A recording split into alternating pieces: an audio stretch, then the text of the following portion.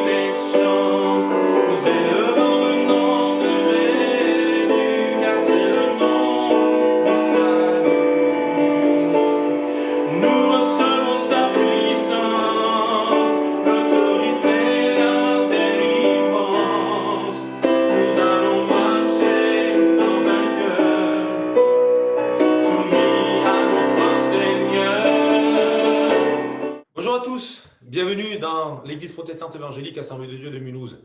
Très heureux de vous retrouver encore aujourd'hui pour célébrer notre Dieu, pour l'adorer, pour le bénir, mais aussi pour nous nourrir de sa parole. Sa parole, c'est la vérité. Donc aujourd'hui, c'est un week-end très spécial puisque nous sommes dans ce fameux week-end de Pentecôte qui est un week-end extraordinaire. Là où peut-être certains se disent à quoi ça sert Pentecôte, cette journée peut-être il ne faudrait pas la garder fériée. Eh bien pour nous qui sommes chrétiens, pour nous qui avons donné notre cœur à Jésus, le week-end de Pentecôte, elle est empreinte de quelque chose d'essentiel puisque c'est le moment où Jésus a accompli sa promesse, la promesse qu'il avait faite à ses disciples de leur envoyer une puissance, le Saint-Esprit survenant sur eux et faisant d'eux des témoins. Alléluia. Donc, on va parler sur ce week-end de Pentecôte, mais j'aimerais surtout intituler mon message ainsi, vivre sa foi avec la plénitude du Saint-Esprit. Vivons notre foi, frères et sœurs, en étant remplis du Saint-Esprit. Si vous ne l'avez pas reçu, eh bien que le Seigneur puisse vous le donner, qu'il puisse vous renouveler, qu'il puisse vous baptiser dans le Saint-Esprit, qu'il puisse vous guider par l'Esprit. Soyons des hommes et des femmes de l'Esprit, remplis de l'Esprit du Seigneur. Combien c'est là quelque chose d'essentiel et d'excellent dans la vie du croyant. L'apôtre Paul dira notamment à Timothée que ce n'est pas un esprit de timidité que Dieu nous a donné. Au contraire, son esprit nous remplit de force, d'amour et de sagesse. Mais c'est là quelque chose de tellement bon et tellement extraordinaire pour nous chrétiens d'être revêtus d'un esprit de force, parce qu'on a besoin de savoir dire non, d'amour pour Dieu, pour notre prochain, et de sagesse, car il nous faut savoir prendre les bonnes décisions. J'aimerais poser cette question, que serait devenue l'Église sans l'effusion du Saint-Esprit? Imaginez que ce week-end de Pentecôte, le Saint-Esprit ne soit pas descendu sur les 120 qui étaient dans la chambre haute. L'Église aurait-elle pu grandir? Aurait-elle pu se pérenniser? Aurait-elle pu se multiplier? Aurait-elle pu atteindre le monde entier? Je ne le crois pas. Jésus leur a dit, d'ailleurs, d'attendre, de rester à Jérusalem et d'attendre la promesse qui fera d'eux ses témoins, qui iront à Jérusalem, en Judée, dans toute la Samarie et jusqu'aux extrémités de la terre. C'est le Saint-Esprit qui convainc de péché, de justice et de jugement. C'est le Saint-Esprit qui nous guide dans toute la vérité. C'est lui qui nous touche au plus profond de notre cœur pour nous amener à comprendre la vérité et les réalités du ciel. J'aimerais faire deux courtes lectures. La première se trouve dans Actes 1:8, Actes des Apôtres, chapitre 1er au verset 8. Et Jésus dit ceci, « Mais vous recevrez une puissance lorsque le Saint-Esprit viendra sur vous, et vous serez mes témoins à Jérusalem, dans la Judée, dans la Samarie, et jusqu'aux extrémités de la terre. » Et après avoir dit cela, il s'éleva dans les airs. Nous sommes dans l'ascension. Le moment où Jésus quitte la terre, le moment où Jésus se sépare de ses disciples et de ceux qui ont cru en lui, il se sépare en leur faisant une promesse. Vous recevrez cette puissance. Et il se passe 10 jours. 10 jours plus tard, lorsque nous arrivons à la fête de Pentecôte, il est dit au chapitre 2, versets 1 à 4. Quand le jour de la Pentecôte arriva, ils étaient tous ensemble au même endroit. Tout à coup, il vint du ciel un bruit, comme celui d'un vent impétueux, d'un vent violent, qui remplit toute la maison où ils étaient assis. Des langues qui semblaient de feu leur apparurent, séparées les unes des autres, et elles se posèrent sur chacun d'eux. Ils furent tous remplis du Saint-Esprit et se mirent à parler en d'autres langues, comme l'Esprit leur donnait de s'exprimer. Amen. Et alors, ils sortent.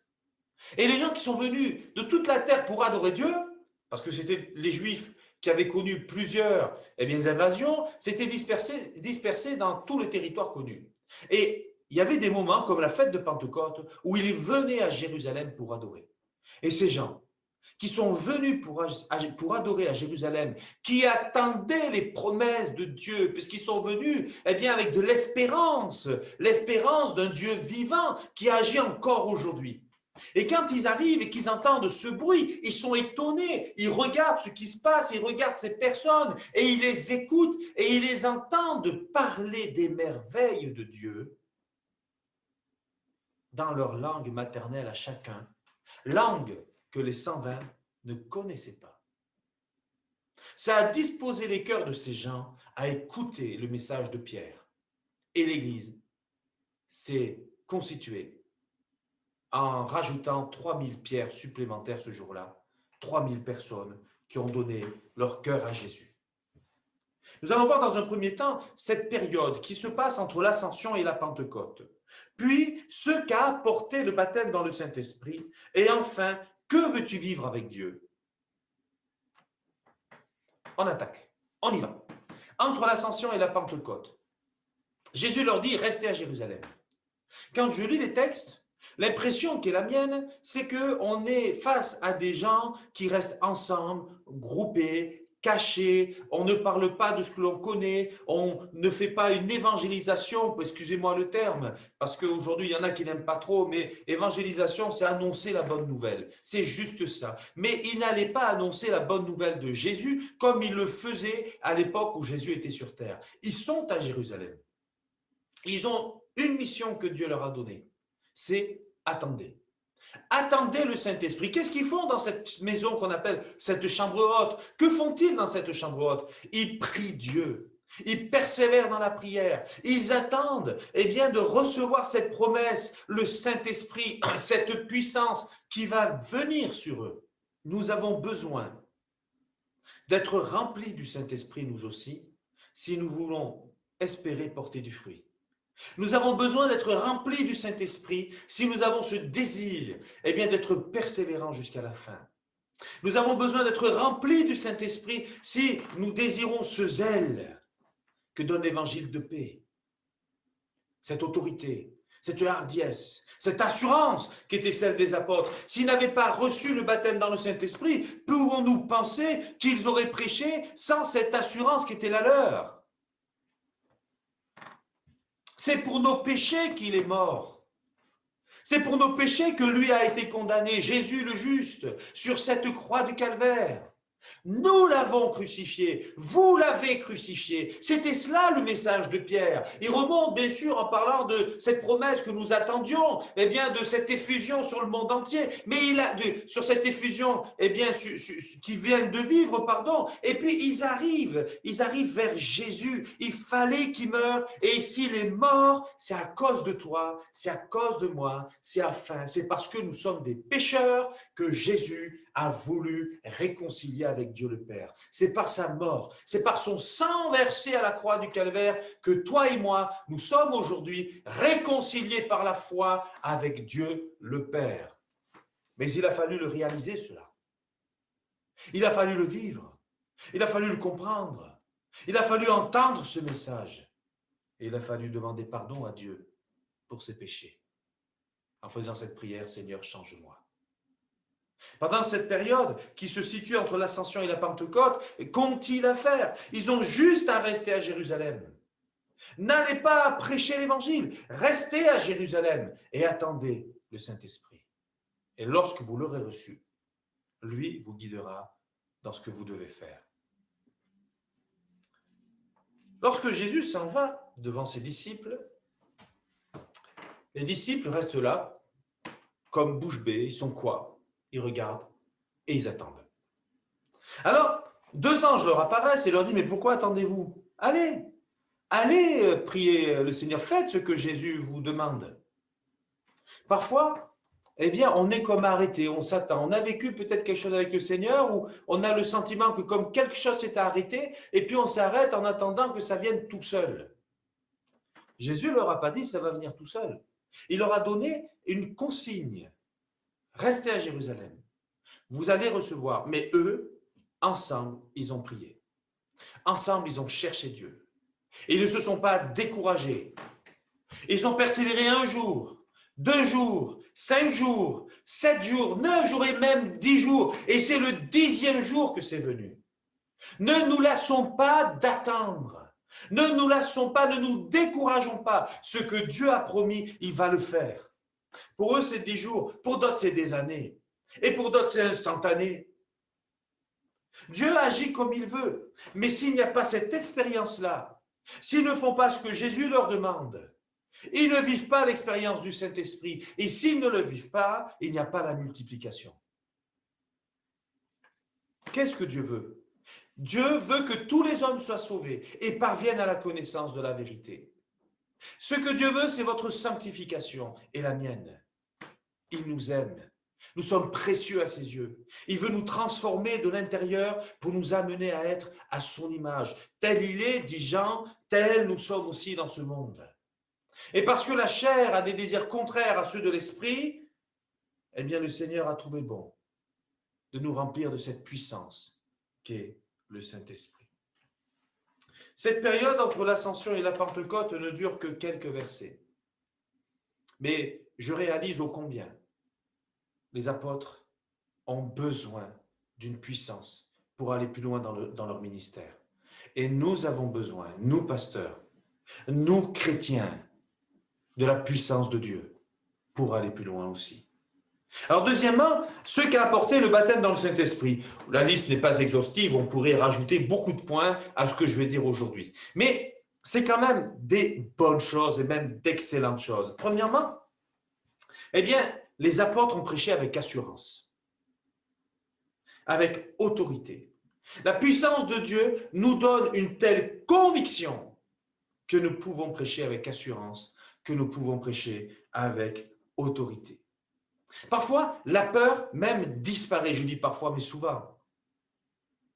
Il y a des circonstances, des situations où Dieu nous remplit même de force, non pas pour se battre, bien sûr, loin de là, non pas pour haïr, parce que l'œuvre de Dieu, ce n'est pas la haine, ce n'est pas la violence. L'œuvre de Dieu, c'est la paix et l'amour par le Saint-Esprit. L'œuvre de Dieu, c'est de nous combler de joie. Comme ses disciples qui vont être heureux d'avoir subi quelque outrage pour la cause de Jésus. Je ne sais pas vous et moi, enfin, je ne sais pas vous, mais moi, j'aurais certainement pas été heureux de prendre quelques coups de bâton. Eux, ils l'étaient. Mais comment l'étaient-ils? Parce qu'ils étaient remplis du Saint-Esprit. Et si nous sommes, eh bien, si nous regardons notre confort, naturellement, il y a plein de choses qu'on n'aime pas. Mais dans les moments particuliers, le Seigneur nous donne une dose particulière du Saint-Esprit pour nous amener à nous réjouir, même dans des situations, eh bien, qui sont décourageantes. On peut être attristé pour un peu de temps. Mais rebondissons parce que le Saint-Esprit nous remplit aussi de joie. Sainteté, paix et joie dans le Saint-Esprit. Amen. Oui, le Saint-Esprit nous donne une autorité. Jésus, lorsqu'il prêchait, il ne prêchait pas comme les religieux de l'époque, il prêchait avec autorité. Et les gens venus l'arrêter étaient troublés, ils étaient touchés dans leur cœur. Il n'enseigne pas comme les scribes, il enseigne avec autorité. Il sait ce qu'il dit. Il a vécu ce qu'il dit. Il n'est pas dans l'ignorance. Le problème, c'est les gens qui disent avec autorité des bêtises. Il y en a. On peut faire croire des choses à des gens simplement parce qu'on le dit avec autorité. Il faut vérifier les sources. Ne soyons pas des gens, des bénis oui-oui qui suivons sans rien comprendre. Il nous faut une certitude. Je disais un jour à quelqu'un, pourquoi est-ce que je dis jamais, que je dis pas fais ci, fais ça sans explication? Parce que si les gens ne peuvent pas expliquer, ça veut dire que je suis un gourou. Ils font ça parce qu'Hichem me l'a dit. Mais si on donne une explication qui est cohérente avec la parole de Dieu, et que les gens l'ont compris, et que les gens ont compris cette explication, pardon, je ne sais plus parler français, eh bien à ce moment-là, eh bien on a gagné un frère. Et il ne le fait pas parce qu'Hichem l'a dit, parce que le pasteur l'a dit, il le fait parce qu'il a réalisé que c'est bon pour lui. Il le fait parce qu'il a réalisé que c'est la vérité. Le Saint-Esprit, le baptême dans le Saint-Esprit d'Acte 2 a fait que les apôtres, que ces disciples, que ces gens baptisés dans le Saint-Esprit, remplis de la puissance de Dieu, eh bien, ils ont annoncé l'évangile avec autorité, avec assurance, avec courage. Alors qu'on les menace, s'ils continuent à annoncer l'évangile, dans Acte 3, Acte 4, ils continuent. Et dans Acte 5, ils prennent des coups de bâton. Et ils continuent. Mais ils ne sont pas bien. C'est de la folie de chercher ces coups. Ils ne cherchent pas les coups, mais la vie éternelle. N'est-ce pas ce qu'il y a de plus important? La vie éternelle. Lorsque cette personne m'a dit, Hichem, si tu te fais baptiser, je ne te connais plus.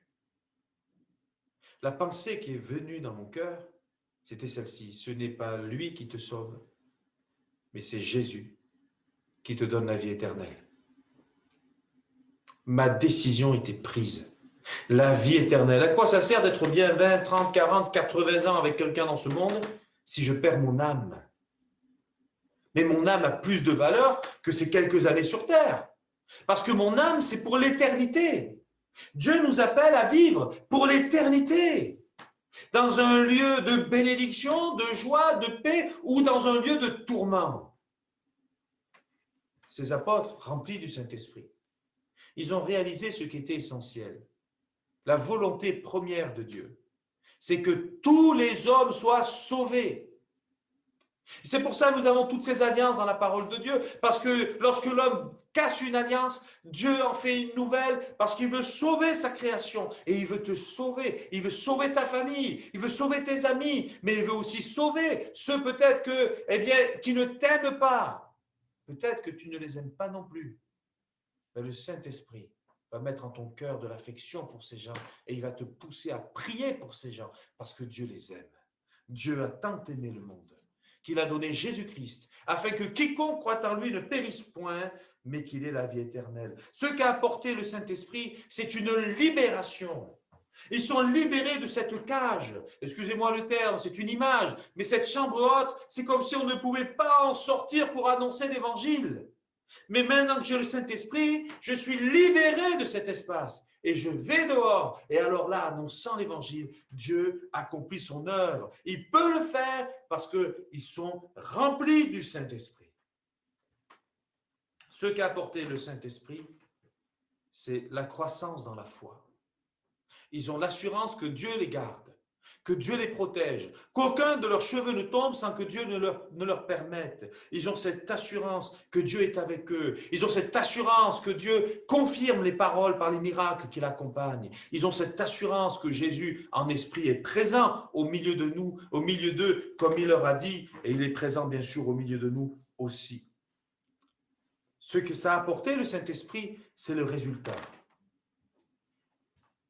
Par la croissance, par la multiplication du nombre des croyants, par les gens qui sont rentrés dans une vie sainte, par les gens qui ont été saisis de la crainte de Dieu, par les gens qui ont mis Dieu en priorité dans leur vie. Puis, par les persécutions, ça a été la croissance des lieux de culte dans le monde entier. Pas qu'à Jérusalem, en Judée, en Samarie, jusqu'aux extrémités de la terre, et même chez nous en France aujourd'hui. Il y a eu plusieurs réveils dans l'histoire qui ont été marqués par une action du Saint-Esprit et parfois même des gens qui se sont mis à parler en d'autres langues, comme ça a été le cas d'Acte 2.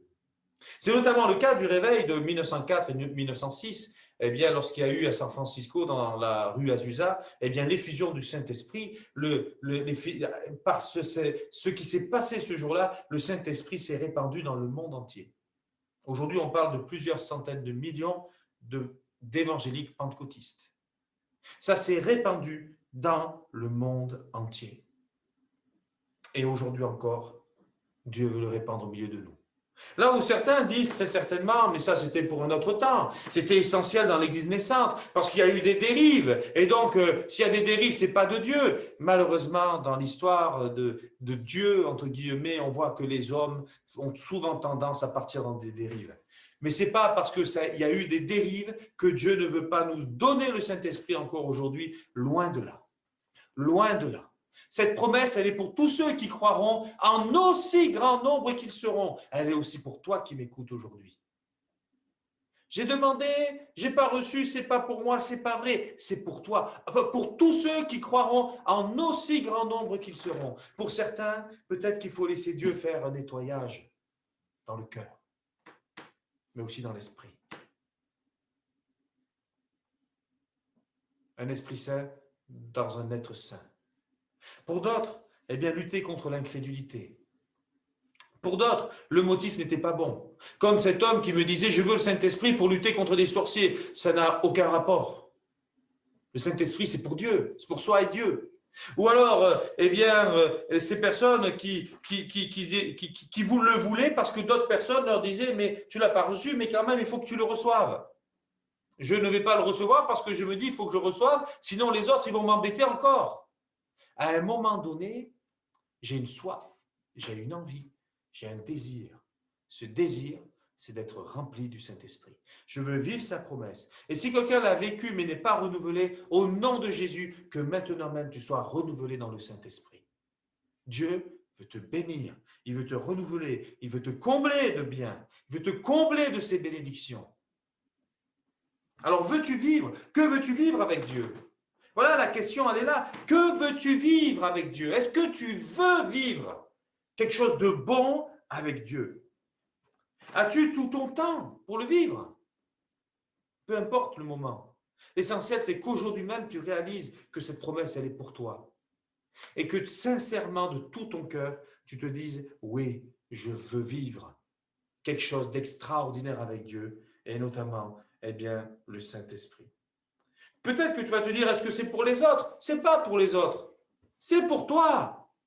Enfin, c'est pour les autres aussi, mais c'est pour toi. Toi, ne t'occupe pas des autres. Lorsque Pierre demande au Seigneur, et à lui, en parlant de Jean, que va-t-il lui arriver? Jésus lui dit, peu importe si je veux qu'il demeure jusque dans la vie éternelle, toi, suis-moi. Peu importe, il ne donne pas les détails. C'est ce qui va arriver à l'autre, ça le regarde à lui. Mais toi, que veux-tu vivre avec Dieu? Occupe-toi de ton appel. Occupe-toi de ton cœur. Occupe-toi de tes pensées. Occupe-toi de ton zèle. Occupe-toi de ta volonté. Veux-tu ce que Dieu veut? Ou veux-tu ce que toi, tu veux? Que veux-tu au fond dans la vie? Oui, mais j'ai d'abord d'autres priorités. Naturellement, le salut, c'est la priorité. Être sauvé, que ton nom soit inscrit dans le livre de vie, que tu persévères dans les voies de Dieu, dans ce salut que Dieu t'a donné. C'est une priorité, c'est la priorité, naturellement. Mais si l'évangile s'arrête à ça, c'est triste. Dieu veut te donner plus. Ne sois pas comme le frère du fils prodigue, que tout était à lui, tout. Mais il ne prenait même pas un chevreau parce qu'il ne le réalisait pas. Toutes les bénédictions de Dieu, toutes les promesses de Dieu, elles sont pour toi. J'aimerais quand même dire ceci, que pour vivre le baptême dans le Saint-Esprit, il fallait qu'ils soient tous ensemble. Et dans les actes des apôtres, on voit souvent le quantitatif tout arriver, que ce soit tout, toutes, tous, d'un commun accord, ensemble. On voit qu'il y a cet effort de l'unité, il y a cette concentration de l'unité. L'Église est unie. Pour vivre les bénédictions de Dieu dans nos églises, il est essentiel que nous recherchions l'unité qui demande de l'effort. Je ne vis plus pour moi-même. Christ vit en moi et je vis pour lui. Et donc je considère mon Église. Je considère l'homme et la femme parce que je veux, comme Dieu le veut, qu'ils soient sauvés. Oui, que veux-tu vivre? Cette promesse, elle est pour tous ceux qui le lui demandent. Demandez, vous recevrez. Que demandes-tu au Seigneur? Es-tu dans cet état de cœur où tu pries encore le Seigneur pour vivre cette expérience? Quand on demande à Dieu, il ne faut pas se décourager. Moi, il y a des moments, j'ai prié presque un an pour avoir quelque chose. Il m'a fallu presque un an pour l'obtenir. Mais pour d'autres, ça peut être plusieurs années, voire des décennies. Je me souviens de ce pasteur qui disait qu'il avait prié 26 ans pour un membre de sa famille. Et c'est au bout de 26 ans qu'il s'est converti. Ne nous décourageons pas dans la prière. Persévérons dans la prière. Priez sans cesse, nous disent les Écritures. Persévérons dans la prière. Nous savons que les temps que nous vivons sont difficiles. Les temps que les disciples ont connus étaient difficiles. On a fait mourir Jésus. On voulait éradiquer cette foi en Jésus qui était la leur. Ils ont vécu des moments difficiles. Ils étaient sous l'occupation romaine. Quelques décennies plus tard, Titus a détruit Jérusalem. Ils ont vécu des temps difficiles. Le Saint-Esprit, c'est une aide précieuse aussi lorsque nous vivons des temps difficiles. nous sommes dans un contexte de crise et je crois plus que jamais que nous avons énormément, plus que besoin, du Saint-Esprit, du baptême dans le Saint-Esprit, du renouvellement dans le Saint-Esprit. Comme ces 10 vierges, celles qui ont pu rejoindre l'époux étaient celles qui avaient fait provision d'huile. Dans la Bible, l'huile symbolise le Saint-Esprit. Nous avons besoin d'être remplis du Saint-Esprit pour persévérer jusqu'à la fin. Les temps sont difficiles. Est-ce que ce sont les derniers jours? Certains pensent que oui. Moi, je me dis que le Seigneur reviendra bientôt, bien sûr, comme c'est écrit dans la Bible, je le crois. Je le crois. Est-ce que vous ne pensez pas qu'on a besoin du Saint-Esprit pour demeurer dans la sainteté? Lorsqu'on voit dans l'Apocalypse 22, il est écrit ceci, que celui qui est saint se sanctifie encore, que celui qui est pur se purifie encore, que celui qui est souillé se souille encore. Mes bien-aimés, faisons partie des chrétiens saints, qui aimons la sainteté, qui aimons la purification, qui aimons vivre selon Dieu, qui aimons ne pas mettre de choses mauvaises devant nos yeux, de façon à fortifier notre foi, de façon à être comme Jésus, de façon à être prêt lorsque Jésus viendra chercher son Église, que nous puissions faire partie de ce premier voyage. Les temps sont difficiles et nous avons besoin d'être saints, d'achever notre sanctification dans la crainte de Dieu. Est-ce qu'aujourd'hui nous craignons encore le Seigneur? La crainte, ce n'est pas qu'une sagesse. La crainte, c'est aussi la crainte, ce n'est pas qu'un respect. La crainte, c'est aussi un discernement. Discernement de la présence de Dieu. Discernement de la volonté de Dieu. Haine du mal et du péché. Est-ce qu'aujourd'hui, tu hais le péché qui frappe si souvent peut-être à la porte de ton cœur? Est-ce que tu le hais au point de vouloir le refouler? Si ce n'est pas le cas, repens-toi. Si ce n'est pas le cas, reviens à Dieu. Fais-en un sujet de prière. Si ça ne suffit pas, passe du temps dans le jeûne et la prière. Mais il faut que tu fasses partie des vainqueurs. Soyons persévérants jusqu'à la fin. Veux-tu être sauvé? Celui qui persévérera jusqu'à la fin, c'est lui qui sera sauvé.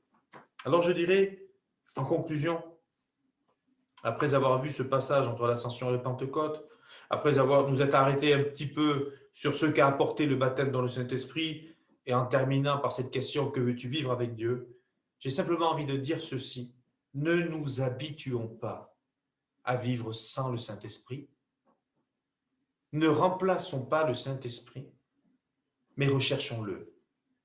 Que ce soit une priorité dans nos vies, recherchons-le et saisissons la promesse du baptême dans le Saint-Esprit, de façon à vivre notre foi avec la plénitude du Saint-Esprit. Que Dieu soit béni. Merci Seigneur pour ces moments que nous passons ensemble. Merci pour ta parole. Merci pour ce week-end de Pentecôte. Je te prie pour tous ceux qui entendent ce message, afin qu'au nom de Jésus, tu puisses renouveler en nous la foi, pour nous amener à vivre la plénitude du Saint-Esprit. Je crois que cette promesse, elle est pour nous aujourd'hui. Seigneur, si quelqu'un n'est pas baptisé dans le Saint-Esprit, au nom de Jésus, que maintenant il reçoive le baptême dans le Saint-Esprit. Si quelqu'un est découragé, renouvelle-le par le Saint-Esprit qui nous remplit de force, d'amour et de sagesse. Si quelqu'un, Seigneur, a l'impression qu'il a perdu, Seigneur, je ne crois pas qu'on puisse te perdre et je te demande de le renouveler maintenant. Renouvelle tes promesses en lui et que tous les mensonges de notre adversaire le diable, au nom de Jésus, soient anéantis, Seigneur mon Dieu, pour qu'il puisse ressaisir tes promesses, se relever et repartir sur la route avec toi. Au nom de Jésus, nous avons besoin maintenant de nous lever et de sortir de la chambre haute, Seigneur, et de ne pas rester juste dans ce lieu, mais de pouvoir annoncer tes merveilles. Alors Seigneur, bénis tous ceux qui entendront ce message, afin que nous ayons le désir d'annoncer tes merveilles, de parler des bonnes choses, pas les critiques, pas les mauvaises pensées, mais ce qui te plaît, ce qui est bien, ce qui est bon, ce qui est encourageant. Dans le nom de Jésus, merci, bon et tendre Père. Amen. Amen. Que Dieu vous bénisse. Bonne journée ou bonne soirée en fonction de l'heure à laquelle vous regarderez cette vidéo et au plaisir de vous retrouver. Au revoir.